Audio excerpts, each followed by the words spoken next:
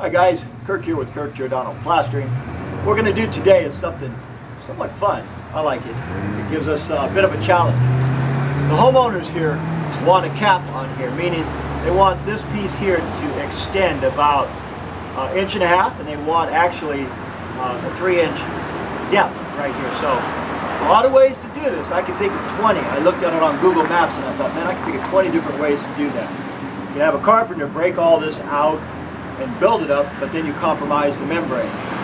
Or, better yet, I told her, well, we can do it, eliminate the carpenter, give it the same structural strength. We're going to place, I'll show you over here. We've already set the templates for this. Now what we've done here is we've gotten our height. So we want 3 inches up, and we're going to come out an inch and a half. So what we've done is we've placed the template here, used some clamps, we weld-created this top after we wire brushed it. Busy street as usual.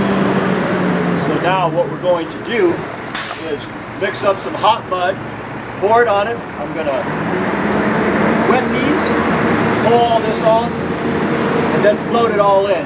That way it'll give it the integrity, the strength, so in case somebody takes the 50-pound flower pot and pops it on here, it doesn't pop these corners off. But there's no guarantee with that either. Even concrete sometimes will hairline a crack. Anyway, that's where we're going.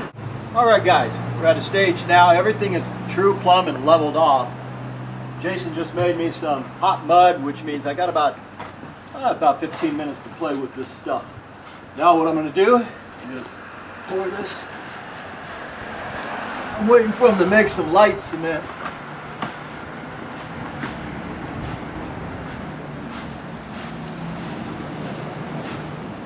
All right.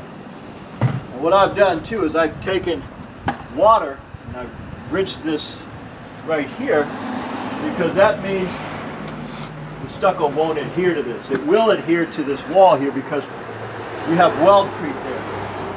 And now that I've got the mud on here, this mud is going to set fast. You can see how high it is.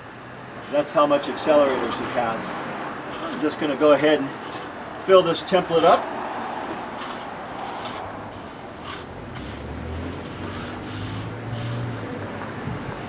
And I'm going to bury all this metal. You're not going to see the metal when I'm done, of course. That's just for added strength.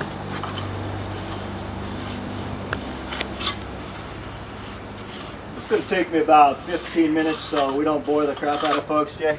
We'll go ahead and call it quits. But when I get this one completely done, I'll show you how we do it. Alright guys, and what I'm doing here is floating everything. Now we're on the waiting game, so this has got to set about another 15-20 minutes. We got nothing but time here. In fact, while we were waiting, we went ahead and formed the top one. Pretty soon I'm going to go ahead and pull this off and then doctor it up a little bit, because it's going to be somewhat like the concrete here. They did the concrete, and when they pulled the forms off, you see it chipped here and there. That's, even concrete does that when you pull the forms off sometimes. Okay guys, I went ahead and pulled that form. We actually just got off lunch, but I pulled the form, and when I pull some of these forms, we are going to have holidays.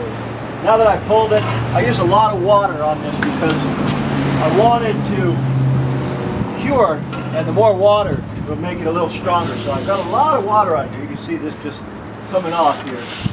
Just like that.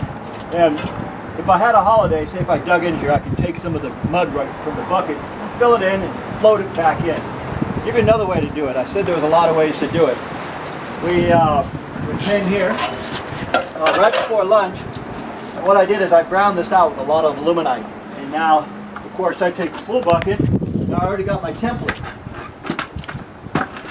Now that's a lot of aluminite in here. We just mix this up. And we just take it. We put our next coat. Now that it's solid right there. All right, let's go here.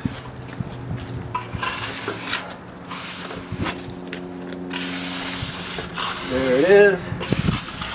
And I'm going to float this.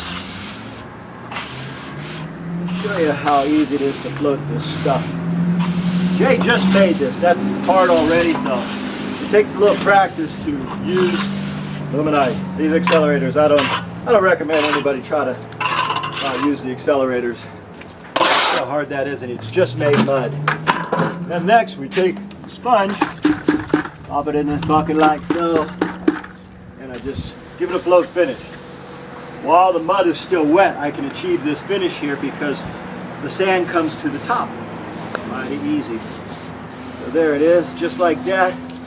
We're gonna proceed to the next couple.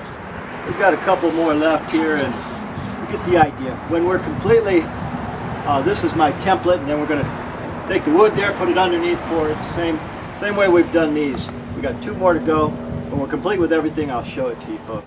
Okay guys, we are complete with this. Jason asked me a good question.